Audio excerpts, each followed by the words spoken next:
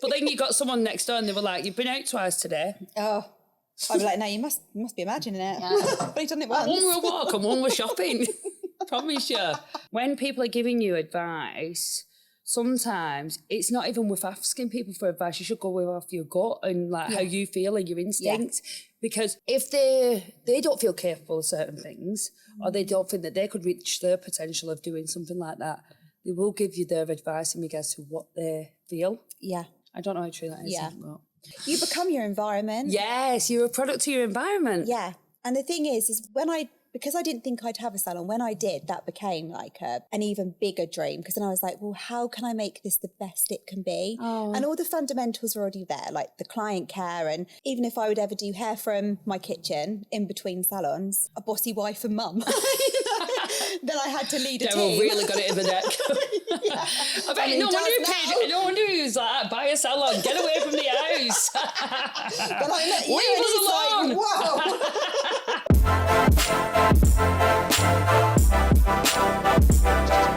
Today's guest is Bianca Chandler, the founder of Serenity Hair, Health and Wellbeing. Welcome. Hello. Thank you for coming on. Thank you for having me. So, Bianca, for the audience, tell us who you are. Who is Bianca?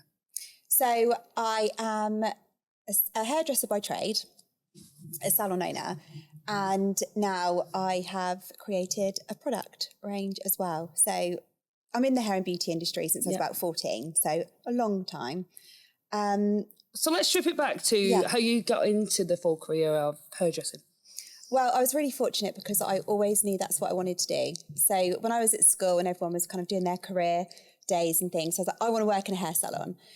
And I was, when I was younger, I had one of those girls' worlds. Do you remember them where you would pull the hair from the head and you would be able to braid it and is it like a doll that you put on top of the counter? Yeah. I got Lily one of them for Christmas. Again. Yes, I got Lily one of them for Christmas one year. And I just loved it. And I went and did a Saturday in a salon at 14.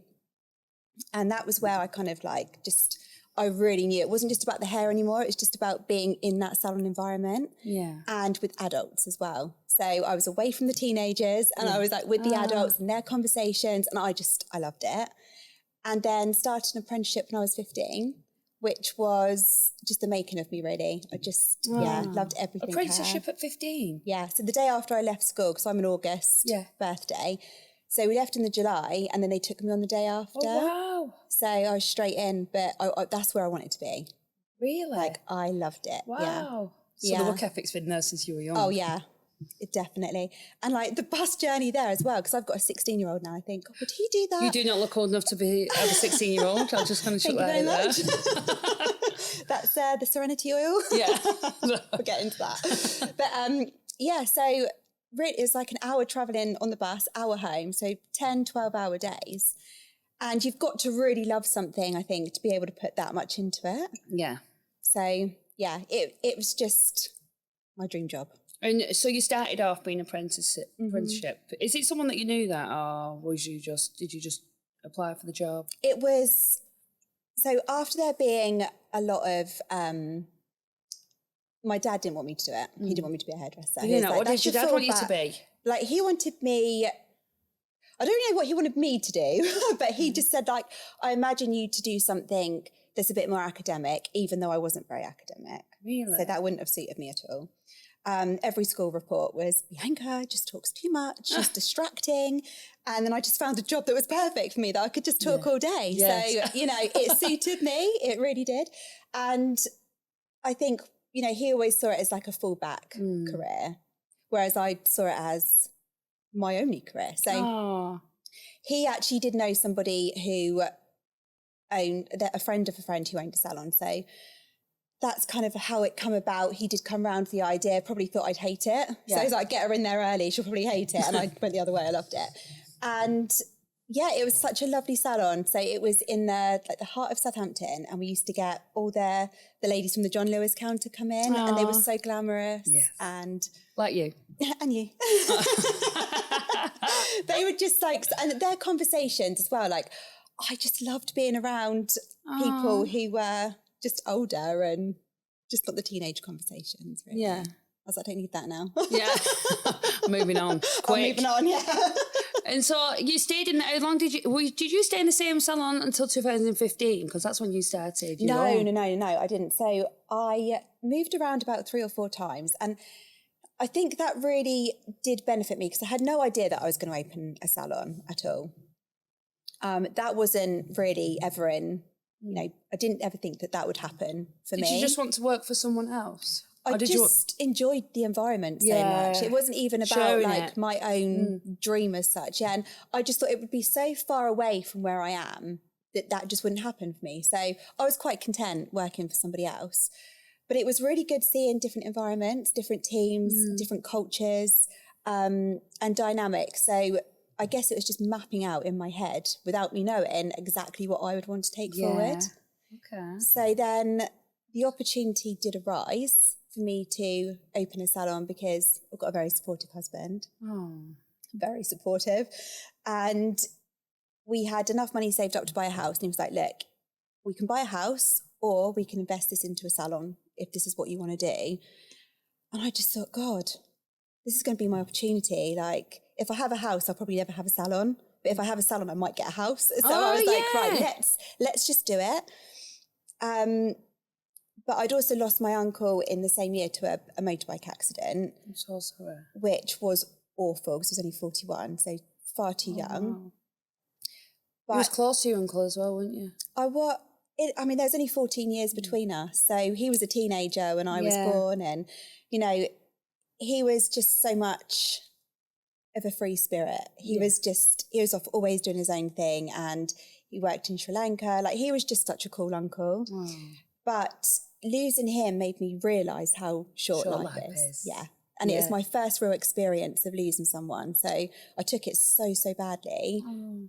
But I did bring some of that with me forward and thought, just go for it. What's the worst that's going to happen? I've still got my life.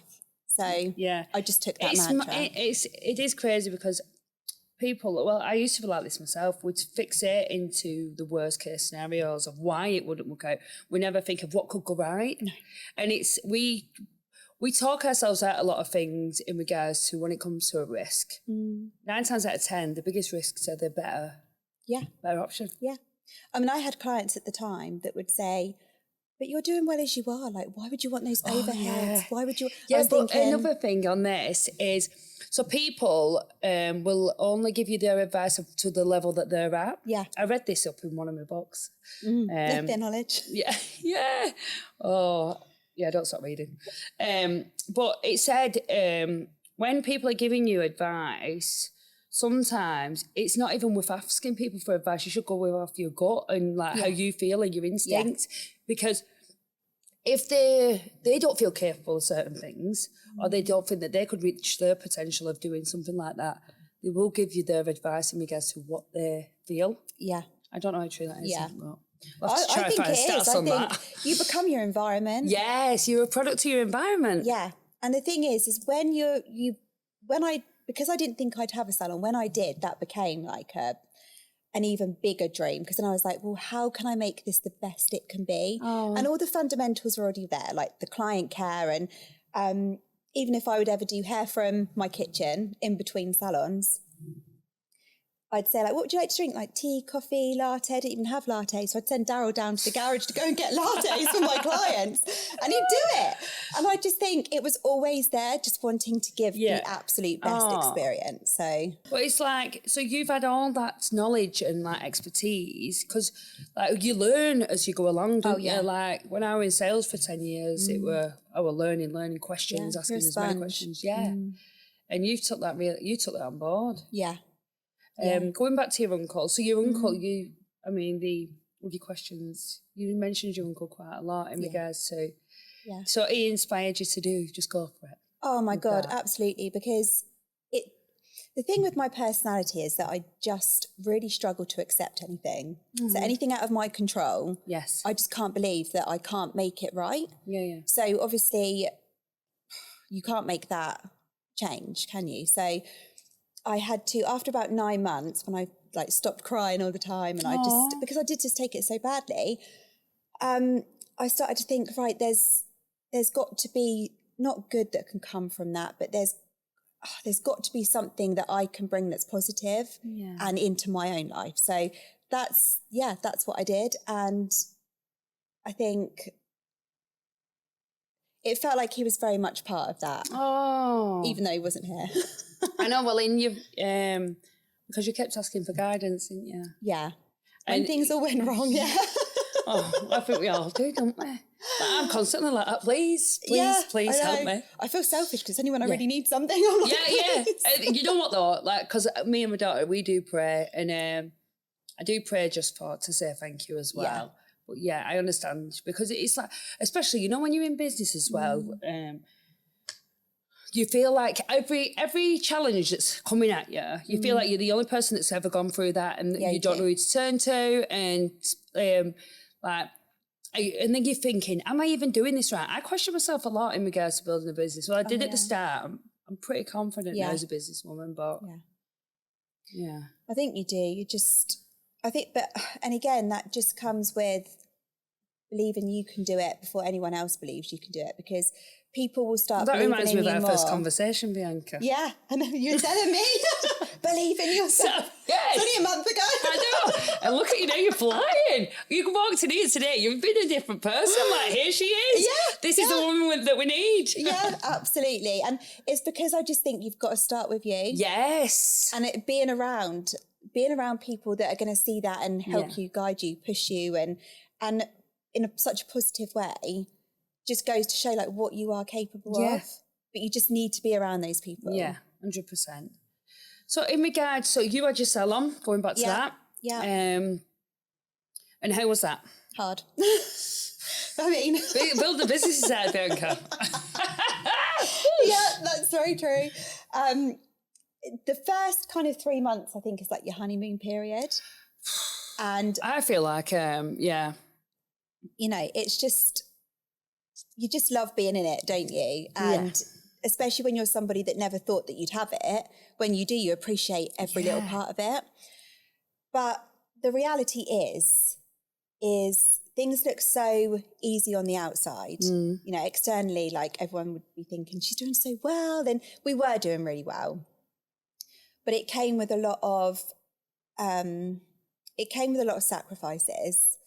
And I had I think Finley was 2.5, Taylor was about 5.5. And Daryl was working all the hours because he was helping me sort of pay for the salon. And I was in it all the time. And it's just hard, isn't it? Yeah. Like with the young family, and you're trying to be the best you can and in achieve, every area. And the thing is, home could never be the thing that went wrong. So if anything had to stop, it would be the salon, because home was so important to me. Yeah. But we did manage it, and not without arguments, not without, you know, hostile evenings sometimes, but we got through it.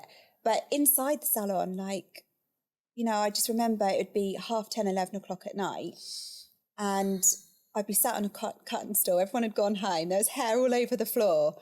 I have a migraine, and I'd just be like, what am I doing? Yeah. What have I done? What have I done? Like, this was supposed to be, like, when I've watched other salon owners, they're not like this. But they'd had their established businesses. Yes. So when you're starting from the beginning, of course you go through that. Yeah, it's like so many people when...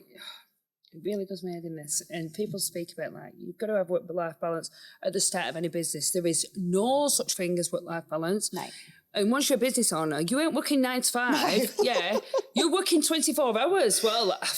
Literally. Yeah, literally. And it's just, it's like, because there's so much out there in society that tells us, like, oh, yeah, set your own company up, you've got the freedom, and it's like, whoa. Yeah. Till when? When? They make it look very easy, very glamorous, but it's, you know, but you've got to go through that hardship. You've got to do, to really, like, that salon for me was, I learned everything. I learned how to be a leader. I learned how to run a business. I knew none of that before I went in. I was just a bossy wife and mum. Then I had to lead a team. Really got it in the neck. I bet no wonder he was like, buy a salon, get away from the house. But I met you, leave us alone. Like, whoa.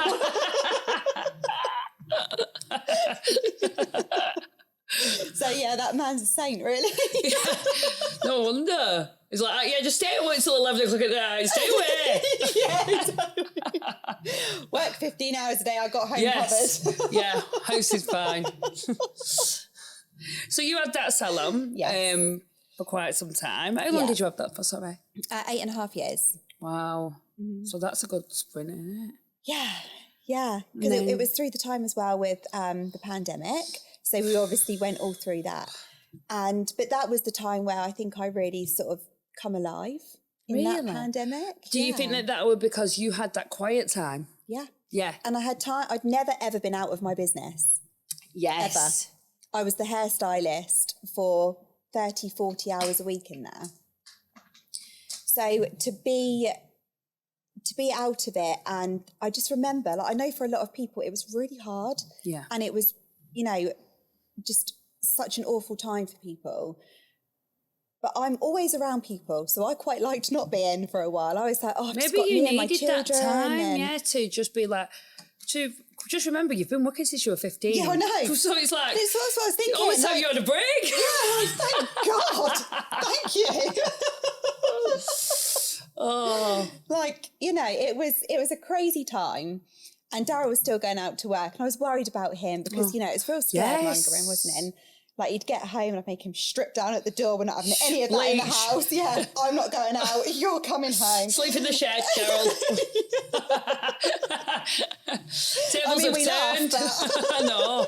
But that's how bad it was. Yeah. It was really, really scary, Yeah. I think it made everyone pause on a lot of things. I mean, I did a lot of reflecting in that time, and I think you had no choice to pause and to think of, like, where are you in life? And like, it was like a reset for everyone. Exactly that. And, you know, during that time, like, I felt the best I'd ever felt. Really? Yeah, because it was just, the weather was so nice on that first Yes, lockdown. it was, wasn't it? Yeah. And in that May. Yeah. Honestly, so me and my daughter never went running or anything like that together. We run together now because that was it. I'm like, come on, we're going on another run. Yeah. See, our day out was to Tesco's for some new PJs. Yeah. It's like, that was the outing though, wasn't it? Like, that's come on, we're going to stuff. But then you got someone next door and they were like, you've been out twice today. Oh. I'd be like, no, you must be imagining it. Yeah. But he's done it once. One we'll walk and one we're shopping. Promise you.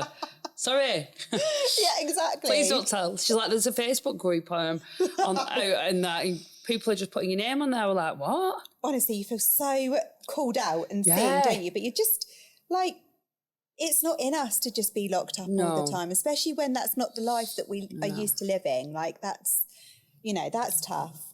Yeah, so you went back to work after COVID? Yeah, went back to work. It was so busy, and honestly, we all felt like royalty because people were like, I'm never, ever touching my hair ever again. Like, we've missed you. And it was just, it was such a nice place to be. But I completely changed the structure of the salon. Oh, wow.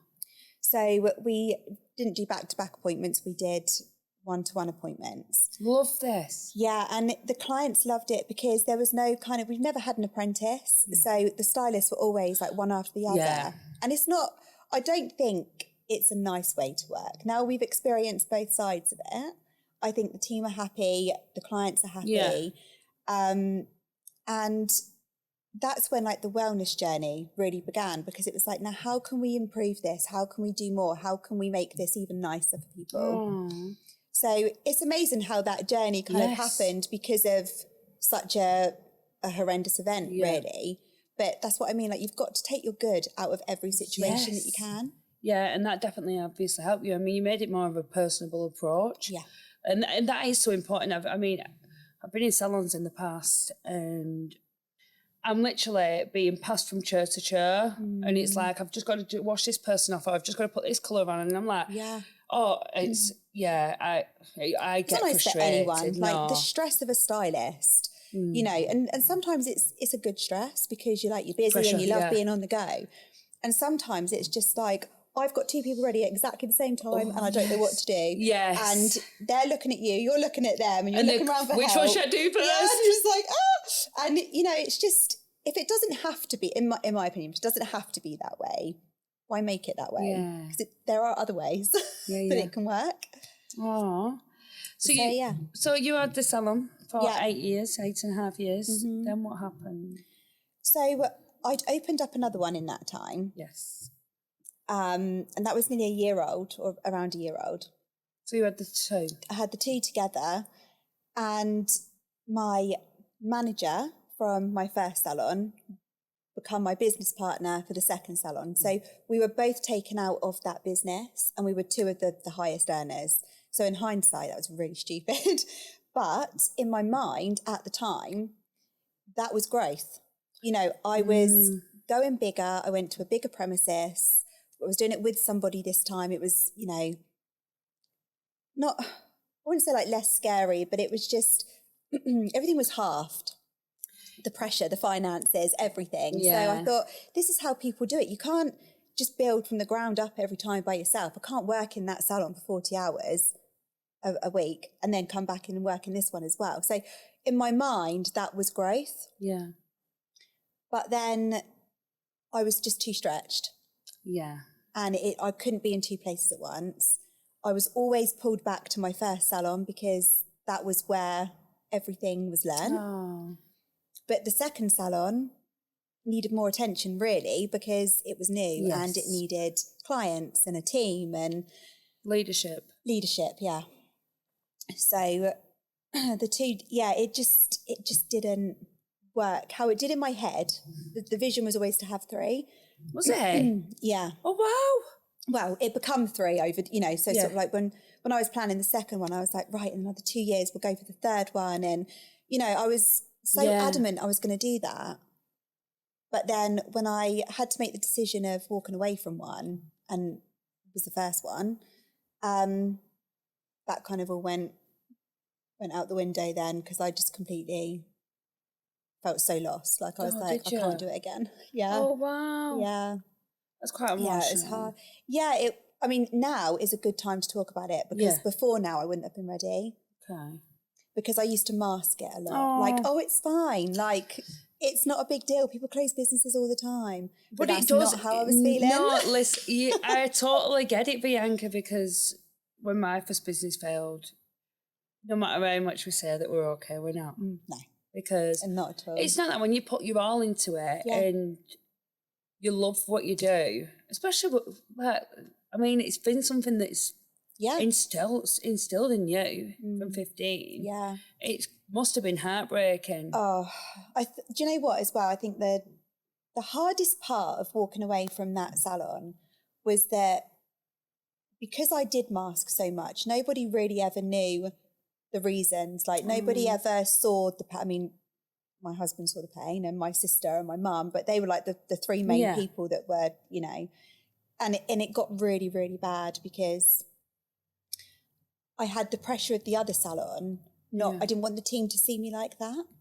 Yeah. Because I didn't want them to lose confidence in me. No, I totally get it, because you've got to be the one that's motivating, that puts on the walk in, you take a deep breath and you've got to put on that brave face. And inside I was like, everything I feel like I've worked for is just slipping away. Oh. And that's a horrible place to be when, like you say, you've been in that industry since you were a 15-year-old girl. And then all of a sudden, 15, 20 years of all your work just feels like it's just crumbling. Like it is a horrible, horrible place. And how did you get through that? I think I'm a lot stronger and resilient than I give myself credit for, to be honest. I think you are too. Because I did have 3 months of it being really bad. So I was experiencing panic attacks, like to the point where, you know, no one knew what to do with me. No, I'd literally be okay, and then my chest would get tight and I'd be scared. I'd be like, what does the process mean? Like, where's my life going? Like, my head, I'm such an overthinker, and so my head was going a million miles an hour, and I was preempting like 10 years from now, like what situation am I going to be in? Will I be homeless? Will I, like, what's going to happen to me? I'm not even there yet. Well, I hope I won't be there, but I'm not there, and yet I'm worrying about it. And it did take a good 3 months. But at that point, I think I just, the pivotal moment was when, and I'm not religious. Okay. But as you know, as I've said, I do talk to my uncle. Yeah. And I sort of just like said to him, like, you have got to help me. You've got to give me a sign because I'm so lost. I am literally like, I need help now. Like I'm at the lowest point. Oh, wow. And I need you to show me, just give me a sign that things are going to get better for me, because right now I'm so alone. Like Daryl, my husband, is the fixer of everything that goes on. You know, we've been together 22 years. He fixes everything. Wow. But he couldn't fix me because it was just... I've got goosebumps. Well, it was just something that, you know, he had no control over. And it was me, like I was struggling. I needed to fix me. So it's in us, internal. Because we have to do that inner work ourselves. There's no one that can help us. Exactly. So really it was the last resort of like, just work your magic, like show me a sign, give me a feather or something so I know you're listening. Like anything at this point is going to help me. And 2 days later, I'm sat in the second salon. The first one's gone or going. Sat in the second salon, and this man walks in off the street and says, are you Bianca? And I thought, oh my God, I've got goosebumps. Oh my God, who's asking? Like, who are you? Maybe. And I was literally like that. I was like, maybe, who are you? I thought, oh my God, is he from like the tax office or something? Like, I'm not admitting anything right now. I don't need this today, please. Like, thanks a lot, Tim. Yeah. Thanks a lot. Is this what you're doing? I'm praying all wrong. And he was just like, he had researched me. He knew a lot about me. He knew where I lived. He knew that I had another business. Why? What made him research you? Because he was going to invest. He wanted to invest in the salon. Why? Was it up for... No. So what's made him... Literally out of nowhere. No. He just wanted to talk to me. No. And I sat him down because I was just like, I'm going to hear him out because, you know, at this point... I need anything. Has Tim sent you? Do you know someone called Tim and told us he talked to you? Because, it was just so random. And I thought, it's a scammer. Like, this random man just come off the street. He's going to try and... I think everyone's it's just going to get worse. I do, yeah, literally. I feel like everyone's out to do something. And, then he said, I've been watching the business for a while already. Oh. Like it. Yeah, and... Like, cut a long story short, he left as quick as he came, really, because he didn't invest in the business. But what he did do was coach me. So he didn't invest in the company? Didn't invest in business. But he spent 6 months telling me that, like, I remember I would go out for a coffee with him now and again. And he was really brutal with me, like, considering this is a stranger. Yeah, and I would never let a strange man, like, almost like, not shout, but like raise his voice and point his finger at me. Are you joking? Like, yeah, it was really bizarre, but I took it. And what did he say in them moments? He was like, you are not giving everything. There is more to you than I'm seeing. He's like, I'm seeing 10% of who you are. And he was like really drawing it out of me. And I was telling him about this salon. He went, you're not the only one that's ever lost something. He goes, I've lost millions and millions of pounds in businesses and deals that have gone wrong. He goes, you've got to get up and you've got to fight and so, oh my gosh, it was really strange. Yeah. Well, it sounds like it's coming from, it's like because of the guidance that you asked from your uncle. Yeah. Like it's something for me, it will always feel like he was never meant to invest. He was meant to bring me to a place where I was gonna be me again. Oh, yeah, I know. I feel like it's a bit of a strange thing to come out and say, but it helps me because I just think it's... So, go on. So he mentored you for 6 months. Yeah, mentored. And then why did he not invest? Well, I'll never know. So do you not speak to him now? No, literally just left. So you've done... He probably just thought she's hard work. Daryl, go back. Yeah, you can keep her. You can keep her. Better man than me. Oh, wow. How random is that, though? And this was after you prayed to Tim? Yeah. No. Yeah. It's like he just came in, did what he had to do and went. That's what it feels like to me. Wow. Because I just, I just needed to get me back. I've always been... And did he help in that way? Yeah, massively. Like, at the time, I just thought it was weird. I was a bit like, And so did he ever speak to you about the investment plans? Or were we just he would say, like, we've got to get you to here before I'm going to invest. Yeah. And so, like, we'd get to there. But even then, I just feel like it was... more you like can't a run a mentor? business if you're just not in the right space. So to get back in that space was worth more than any investment. Yes. Because it just got me back. Yeah. And that's what I needed. I didn't need the money. I needed me. I need, you needed your spark back. Exactly. And he actually introduced me to my aromatherapist who makes the products. So he didn't know her either. He just saw her on a market stall one day with her products and said, can I film you and you let me know about your products? I'm going to pass it on to me. So she was like, when I spoke to her afterwards, she was like, it's just so strange having somebody record you that you've never met. God, this mum's just out there, like, Honestly, helping everyone. Literally. Well, come to Manchester, please, and help me. I'm only If joking. I ever see him again, I'll send him my away. way. So, tell me about myself. What do I need to do? What do I need to know? Oh, I don't think he'd cut 2 minutes for me. He's like, you are definitely hard work. Get her out the door. Oh God, yeah, he doesn't stick around for long. I think Oh, he's just yeah. out though. But That's yeah, insane. That was fab. Yeah. So you met the woman. This is took you onto the wellness Went part. to meet her. Yeah, so obviously the lead up to that was, I feel like it was building me. It's like a building block to get to this next step of, because again, like it was just never in the vision. So to kind of start doing something that you have no idea about would probably be quite scary to people because it's like you're starting on something new.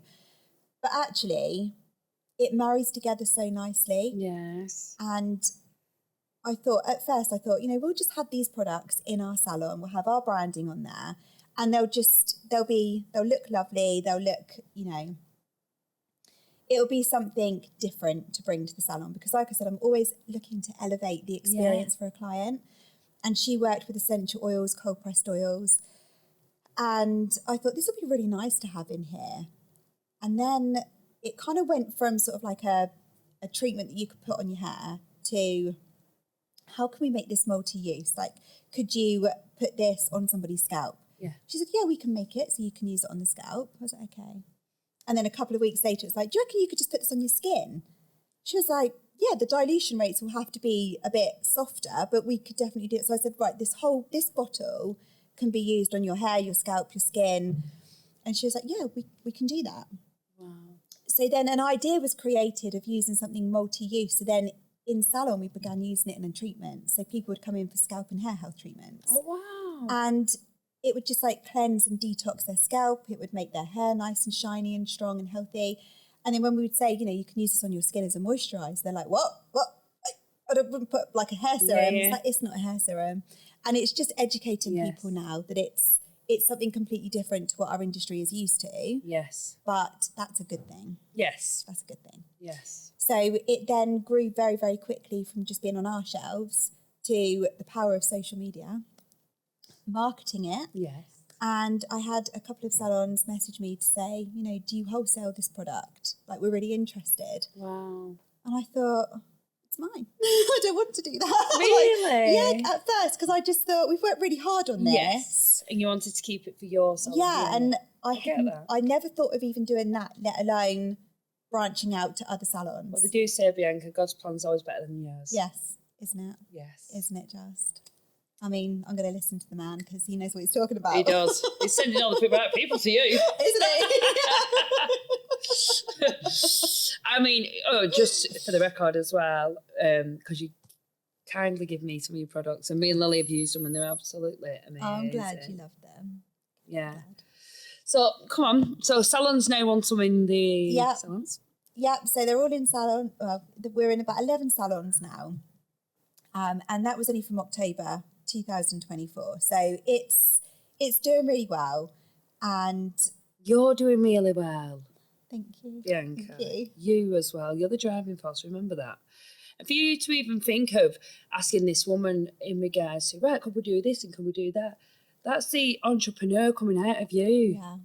I mean, there's so much. Like next year, next year. Please let me be a tester. Amazing. Oh, absolutely. Yeah. You'll have to come down to Surrey. Yes. Because it's going to be incredible what we've got planned. Okay. So I think you'd love it. I think you'd love it. So yeah, there's a lot in there, the making. Serenity isn't, just about being a product. It's definitely a feeling. It's something that when you use it, it makes you feel It's the smell as well. It's so strong. And when you do put it on your skin, you got it on your scalp, you're just like... It's just simplicity. Like, yes. I'm all here for a simple life now, in a way. I think... Are you? Bianca. Daryl, is she? We just need a holiday. I think the thing is that we're just always so busy. And like daily life is busy. And I was always that person that would You take more time for yourself now? Yes and no. I recognise it more now. So I can stop the burnout before it gets to the burnout now. Yeah. But I do think, why am I just so tired today? So Whitney's had me up since 5. That'll be why. I'm not. And then you're a liar. You could dog it up to 15 minutes late. Okay, yeah. Where is she? Yeah, to be fair, that is true. I could definitely do better. And that's with an alarm. Yeah, I know. You need to I've been up since 2 o'clock. Bianca, I've been waiting for you for the last 3.5. Well, I'm forever working on myself, so maybe 2 o'clock is the goal. 2026, we've never seen an appearance at 5. Oh, God, no, let's not. So, in regards to Serenity products, where do you see this going? Why is it different to the competition that's out there? So, I always like to say that it's not as if these products are being created in a boardroom with loads of people that have no idea about the hair and beauty industry.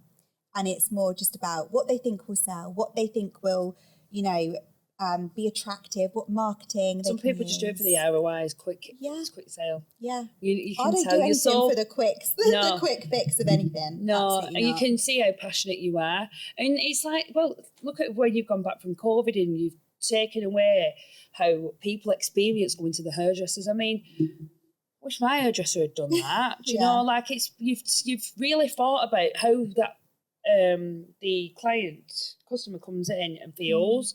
And like for you to even to go into that detail is just it just shows the kind of person that you are.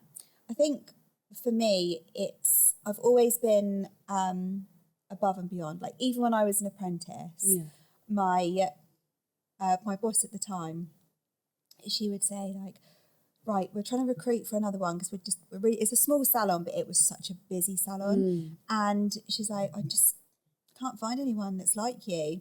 And to hear that, I remembered those words because I was so proud that I was like, I'm giving it everything. And I guess it's just, taking that forward, like from every conversation that I remember having, whether it was with a client or a colleague or my boss, I would always really listen to that and thought, right, now we're going to make that. Yeah. Now we're going to make that work.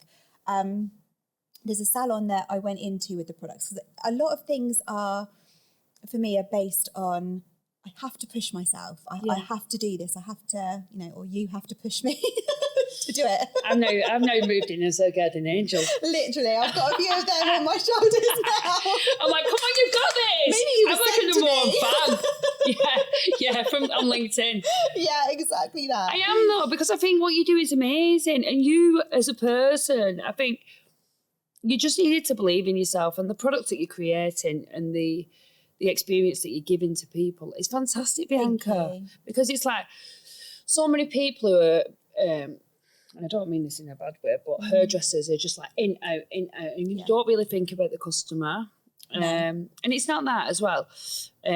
Like when we first met and you're now going on to this entrepreneur journey where like you're going to be a distributor, manufacturer. It's like you're in a total different ball game now, but you just needed to. The foundation is always going to be the same, though, isn't it? It's like, how does this is almost like the products are always engineered by how is this going to make someone feel? How is this going to change somebody's routine of, you know, their everyday?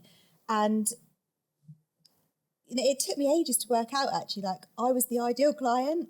I am that run ragged woman that needs to simplify things. I need things to be simple and done as easily as possible because I cannot fit any more into my day. Oh, wow. So for me to be that ideal client, it's easy for me to say to people, like, you need this because it helps me, it's going to help you. And, you know, as the range expands and we've got more I'm coming excited out to as hear. well next year, it'll be even better. We've got people asking for it already, so really, we need to. Are we like to share what products are going to be, or not yet? Well, I can tell you two of them. Okay. So two of them because we've been working on them this entire year, and the fact that we're artificial preservative free and free from harsh chemicals and perfumes, it makes it very tricky to create this next project. Okay. But it's shampoo and conditioner. Yeah.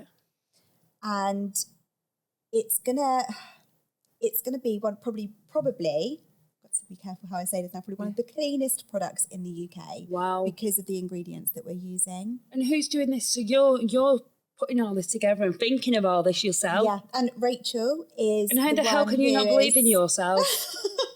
Well, the thing is, it's teamwork, isn't it? So Rachel, she does a lot of the research. I literally just stand. I'm very good at standing there saying, I want it to look like this, smell like this. I want it to do this. It needs to be the cleanest one in the UK.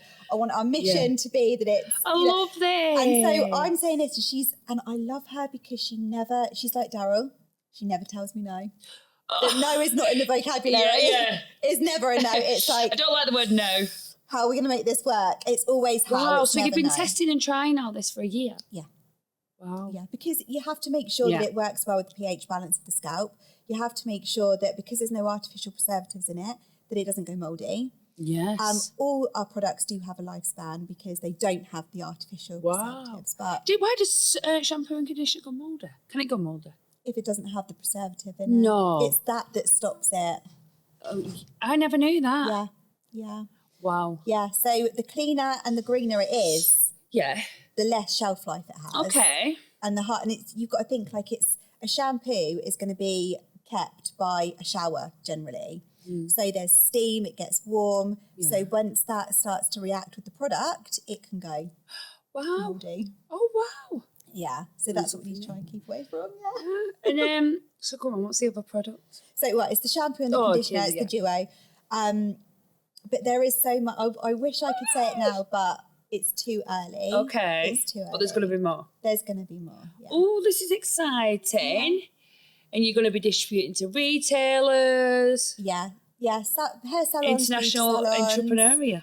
Literally everywhere. And I'd love to be able to take it elsewhere as well. So I'm going to build here first. Yeah. But there is just so much need for products like this. Yes. That are completely natural. You know, it's like on your scalp as well. It's so like some shampoos that I've used has been so harsh on my scalp and Lily's. Yeah. It's like so important to get that right. Yeah. Because everyone's skin is different and scalp. Exactly. And essential oils help to balance your natural oil production. So they're a great thing to have in shampoos. Okay. But also it's just like they're very cleansing. They're, some of them will have antimicrobial features in them as well. So they are very, very good for your skin. So that's going to happen in 2026. Yep. So how are you feeling in regards to everything with business now? Good. Really, really good. Yeah, I'm in the best place I've ever been. Good. Because I've worked on myself, my personal growth. It's not just been about what I want to do with my career. It's been about who I want to be as a person. Oh, wow. And it goes hand in hand, but I just didn't realise that. Yeah. It's about throwing yourself into situations that are scary. Yeah. Because they're the best ones. Yeah, and if you was to give anyone any advice that was going through a similar journey as you was, where they're losing the salons, because you've got to think of it as at the minute with how the UK is going with electricity, energy bills, anything like that. If anyone wants to be going through what you went through, what advice would you give them? I would just say, I hung on and on, longer than I should have, because I struggled to accept things. But I would just say, like, you can only do what you can do. You only know what you know. You know, it's never something that somebody, I wouldn't imagine, would want to happen. Yeah. And when your hand is forced, it's the unknown. It is, you know, but good things can come out of bad situations, but you have to give it time. Yeah. It won't happen the next day or the next month, but you just have to, get back up no matter what, and you have to just carry on. Yeah. And just don't lose confidence. Like, you do lose confidence, it's part of it. Yes. It's natural to feel like that. But that's not who you are. Don't let that determine who you are and who you can be. Yeah. You just got to keep going. Oh, I couldn't ever imagine you being sad because, like, the person that I've met is so bubbly and so full of energy. Like, I love your aura. You're just such a beautiful soul as well, Bianca. Like, I couldn't ever imagine you being like that. And I'm so glad to hear that you're at the other side. And honestly, you know, speaking about your products today from when we first met and, like, where you want to take it, you were, what's that been, 4 weeks? Yeah, 4 weeks. 4 weeks, and you're just like, yes, here I am, sister. Yeah. I think, well, again, it's just, look what can happen in 4 weeks. Yes. So another 4 weeks from now. I just want to say, it is actually amazing to see, because, like, when we did, just going back to say, I hope you don't mind me saying this, you was very in yourself, and you just didn't feel like you had the right to own this space or even speak on a platform like LinkedIn in the way of an entrepreneur. And I'm like, that for me was, when I was sat there and I had the products in my hand myself, I'm like, what the hell are you on about? Like, do you know what? You have I every wouldn't single want to let right. myself down, because I've got an opportunity and I've got industry experience for over 25 years. Like, that counts for so much. Of course it does. You're knowledgeable and experienced. Yeah. And I love it. I get so much, I just have so much enthusiasm for it. And I just know in my stomach, like, I got goosebumps so well. I know too. It's gonna do really well. But actions are what's important. Like, you know, there's knowing it's gonna do well, and then there's making that happen. Yeah. And sometimes you just need a little bit of a shake up. Yeah. Like, everyday life, you know, I've got an absolutely incredible team with the salon. They are unreal. They are just phenomenal stylists and lovely, lovely people to work with. But, you know, there are day-to-day issues that come up. So you have that, and then you're trying to launch a product range that no one's ever heard of. And then you're trying to portray yourself on social media as, like, I'm happy. I'm here now. And they're like, where the hell have you popped out from? And it's just like, I've been here the whole time. I've been making products for 12 months behind the scenes. And like, you're just, it's that typical thing, isn't it? Of, like, you're everything in your business. Yeah. So it's hard to do everything so well when you are doing all of it. Yeah. But you know what I've actually learned as well, I don't know if you feel the same, is rest is as important as being on the business, because the minute I'm in nature on a walk, I've got my mobile on me. Yeah. Is when I get all the creative ideas. It's when everything starts to make sense. It's like having that switch off time as well for yourself, like you did in COVID. Yeah, is so important to just being in the business. Obviously, not that full length, but it does help so much. Like, that's what I find as a business owner now. My hobby is my work. Yeah, like, everything is work. And I get so much enjoyment from it. And I think that's what people struggle, is they're like, you need to switch off. It's like, but I don't want to. Yeah. Like, I'm enjoying myself. I know that seems sad to you. No, listen, I had this conversation with someone literally yesterday, and I said, I actually love building this business, and, like, I love the team I've got. Like, honestly, every single one of them is amazing. Yeah. And the clients that we work with, and it's not work to me, it's a hobby. Yeah. Exactly that. You have to love it. To get up at 5 in the morning, you got to love it, right? So, and to also 5:15. Come on, now, Vic. Stop lying to the audience. I will not let you do this. This morning this is an authenticity podcast. This This morning it was 4. Oh, well done! Come on, guys, give her a round of applause. But that won't be happening again, if I'm going to be honest. No, she's absolutely shattered now. Yeah, literally, I'll be like... Crazy woman has done 4-hour drive. That's what I'll do. That's the thing. And like on my TikTok, it's not quite, it's a bit more... Chilled. Yeah. Yeah. And so, they're coming on this journey with me today as well. I'm like, I've arrived. And Love that. It's so nice because there's different platforms for different things. And I think TikTok is the one that I feel the most like I can just ramble. You be yourself. I'm in my element, aren't I? There, I can just ramble on and people just listen. It's great. LinkedIn is great because I'm meeting so many people like yourself. If I wasn't on there, I never would have met you. Oh, well, and I'm so glad that would have we are. been a terrible shame. So I'm so pleased that I'm on that platform. And, Instagram's aesthetic, so I get to show how beautiful the products are. And all these platforms are incredible when you can just use them to their full potential. And just get yourself out there. Yeah. And you absolutely do deserve all the recognition. I'm so excited to follow your journey and be part of it. Thank you, absolutely. And yeah, I do think the sky is the limit with these products for you. And I think... You know what? I do believe we have to sometimes, as bad as it sounds, we go through these really horrible times to get to the good. And it's like I said before, God always has a better plan for us, a better path. And sometimes when you think you go, like, the world's ending, when my first business failed, I was like, oh, this is the end of the world. How do I cope? And then this, like, I sold my house and started this, and it was like, it was the best thing ever. Yeah. But at the time, like, all you have is an idea, isn't it? And then to execute that into what you've created today is, like, phenomenal. Not everyone is capable of doing that. Even when you really believe that you can, it doesn't mean it's going to happen. Yeah. So... I'm so excited to see the product ranges next year. Thank you. Yeah.